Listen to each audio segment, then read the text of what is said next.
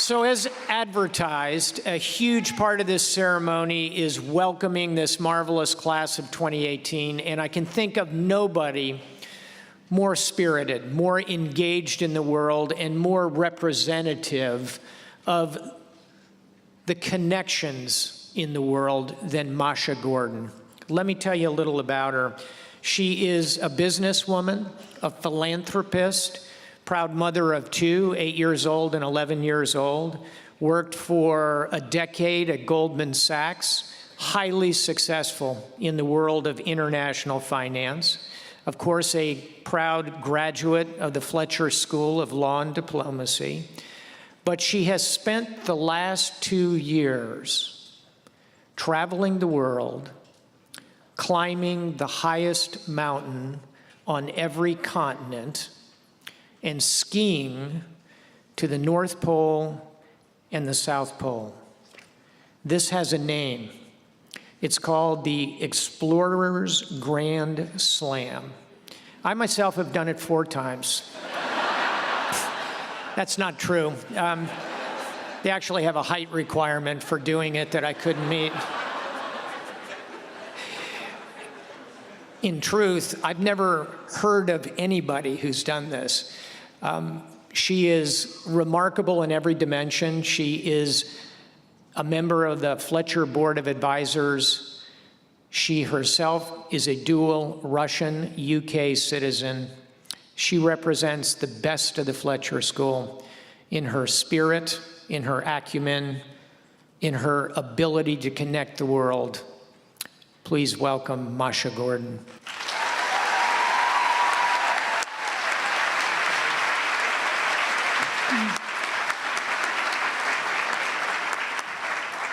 Jim, thank you for this very, very generous introduction. And of course, my very, very warm welcome to the graduating class of 2018. 20 years ago today, I walked in your shoes, down this very row to receive my Fletcher diploma. So I will indulge myself in extend an extra special welcome to my own class of 1998. The Financial Times magazine every week has a fun Person of the Week column. It has a staple question. What would your 20-year-old self be most surprised about if they saw you now? Well, for me, who could not run 5K at that age, it would have been climbing 3 8,000-meter peaks, including Everest, all in my 40s, or, for that matter, as a child of 1980s, returning back to Russia in the key era of the Cold War 2.0 to engage in a version of back-channel diplomacy. So on that note, from a vantage point of my 20 years of making many mistakes and having terrible career lows, I'm here today to offer you a humble take on the importance of embracing change and to praise the virtue of risk-taking. But first, let me take you on a short journey back to the fall of 2017. Picture being in thin air in a remote corner of Nepal. My climbing partner, a charismatic rock star of alpinism, is ill. Usually cocky and ultra-competent, he's now slow and lethargic, having vomited non-stop at a cruising altitude of a plane. We're alone in Himalayan wilderness. We have no drugs that could help us, and we have a 1,000-foot drop below us. Boy, I have never felt that alone. In fact, just a few years earlier, I wouldn't be seen dead or alive at this altitude. 6 more rappels, and we will be off this wall, I mutter to him, trying to encourage him. I take a deep breath and manage to set up a first belay, drilling holes in the ice and knitting through a rope. 5 more to go. A few hours later, we descend down to the camp where we spent a prior night. My partner is not getting any better. I take a decision to pack and put a 60-pound backpack on my back. As we cross crevassed lines of a glacier, I plead to hold me tight because if I were to fall, we are in deep trouble. That is literally and figuratively speaking. I feel hunger pains and realize that with all that adrenaline, I've just had a quarter of a Snickers bar since the very early morning. 24 hours later, the ordeal is over. I close my eyes on the board of emergency heli and think back to the events of the past 2 days. I don't quite know how, but I seem to have saved a life of someone who is far more competent than me, a celebrity in the world of alpinism. I can't help but think of role reversals. A week on, I'm in a different world, in my other world, on a plane to Moscow, to a board meeting. Russia greets me with a November chill. I overhear a speech on TV that debates hostility of the United States and argues for the need for a new missile defense system. Star Wars 2.0. I can't help but marvel just at how much the world has changed in the past 20 years. Life's journey, a full circle. 20 years on, a different me in a very different world. Well, change is a state of life. We may not want to accept every change we're presented with, but the thing is, it may not be our choice to make. Some we just have to embrace in order to thrive. I came to Fletcher in 1996, in the era of the end of history, when Fukuyama proclaimed a decisive and final victory of Western liberal values. I was young, in fact, terribly young, a 22-year-old Russian woman with rather eclectic political views. Only 5 years earlier, I was a ranking member of the Youth Communist League. I left Fletcher 2 years later as an emerging markets investor. Thank you, Professor Jacques.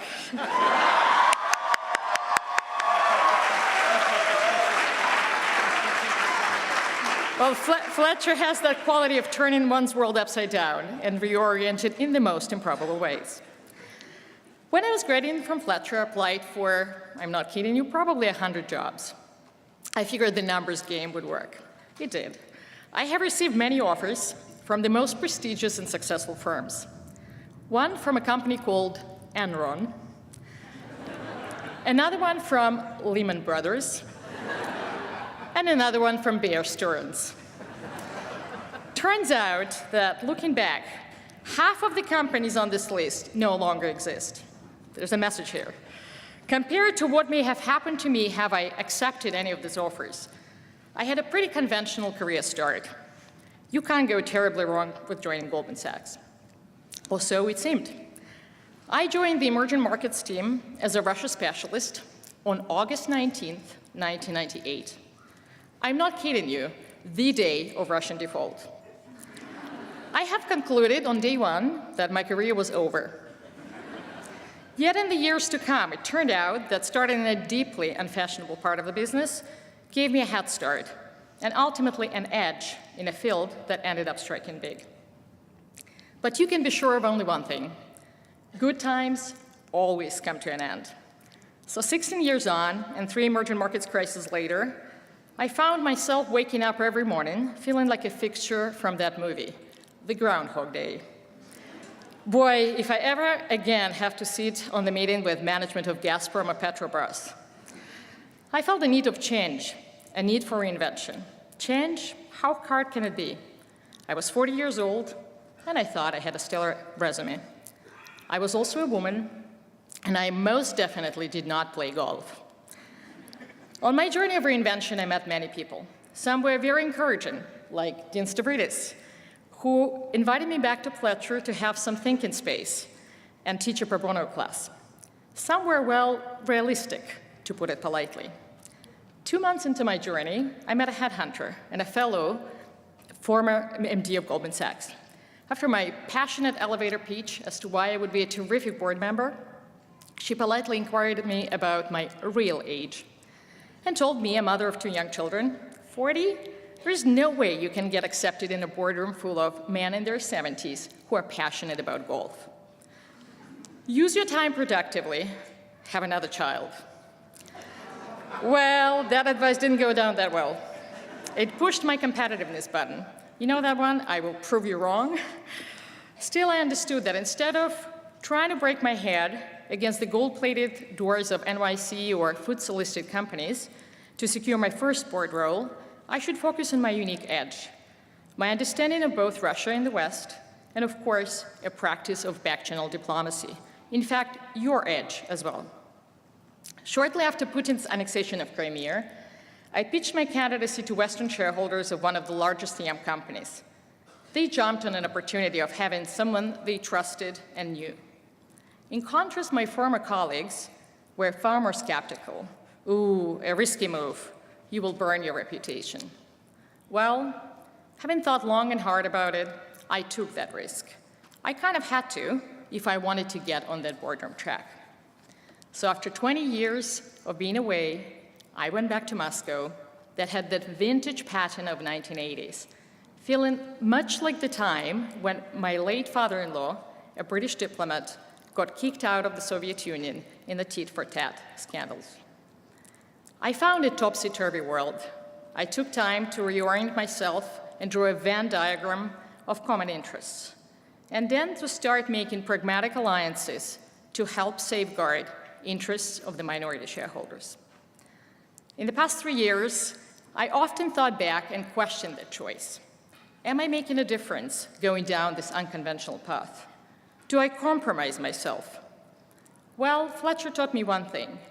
Back-channel diplomacy is an important factor in bringing forward change. Oslo Accord, North Korean Non-Proliferation Treaty, a cost to which the late dean of the school, Steve Bosworth, contributed so generously. My less than obvious choice of re-engaging with a New World Order adversary turns out also gave me an invaluable opportunity to gain experience in governance and to use that D in my degree, something I never got to do at Goldman.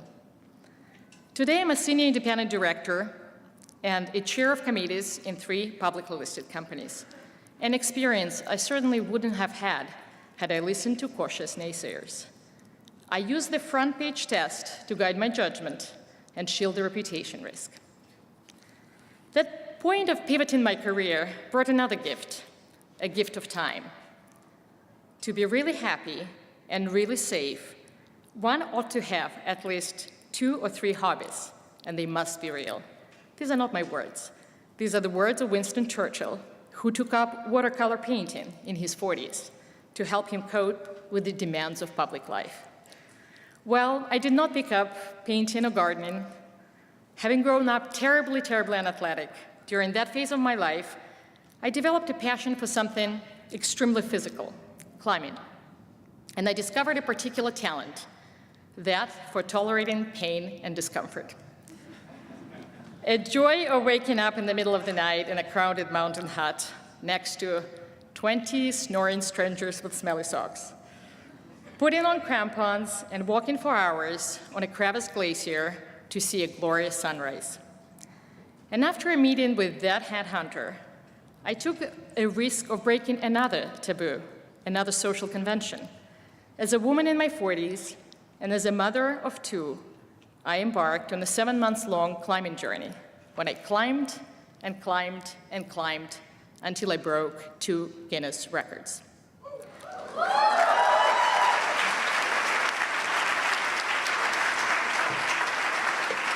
It felt like a never-ending marathon, reaching peak of highest mountains on every continent and skiing to 2 poles. Thinking back, it was an extraordinary pursuit in its demands, and something I was hardly prepared for. Some days when skiing to the South Pole were all about taming your mind and getting into the rhythmic flow of 1 hour on, 10 minutes off, while dragging a 100-pound heavy sled. That for 10 hours in a row. Some were about pure survival, when walking on thin ice around polar bear prints in -40 Fahrenheit to the North Pole.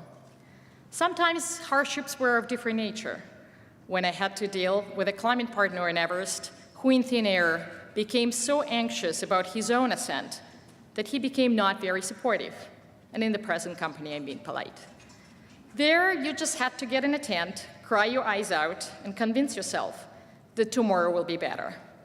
Here, the experience of being a 2-time mother, and a former associate at Goldman Sachs came in quite handy. My record-breaking journey has taught me to believe in an infinite ability of everyone to change, should we put our minds to it. I may have not possessed the finest athletic background, to put it mildly. The mental endurance I and all of you have, turns out, counts for half of the game. That journey has also led me down defining my philanthropic pursuit. Something without much of life's journey is simply all about oneself. Remember that when Fletcher office reaches out to you for your donation.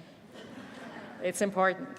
Today, my passion revolves around Grit and Rock, a foundation that empowers young women from less privileged backgrounds to harness their resilience through a year-long mountaineering pursuit. In conclusion, take today to celebrate this formidable milestone. You worked extremely hard to get here. Pause and take this moment in. For the next few years, as you throw yourself into your fledgling careers, the world around you may seem much the same. But be assured, small changes will brew on the fringes, and then the need of change will come. Some changes you may not want to make, like and accept, like the Cold War 2.0, not much you can do about it. Some you may want to make, like me coming into my world of alpinism. Learn to enjoy the journey of understanding the new world and finding your place in it.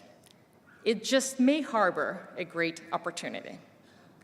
Develop a passion that will fill your imagination. Leverage your grit to cope with that change. And I have no doubt that you will develop the power to set your own Guinness record, have an impact on the world, and of course, lead a very fulfilling life. Thank you.